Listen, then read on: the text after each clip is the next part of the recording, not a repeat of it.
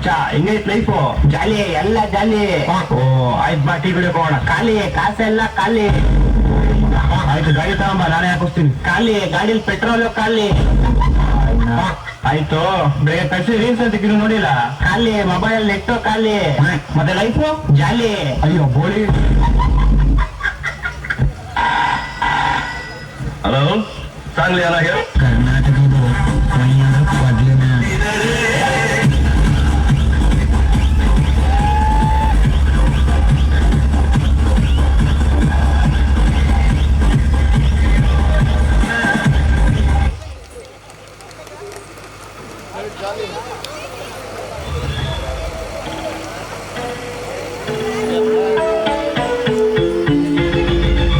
ನಾನು ಜಿತೇಂದ್ರ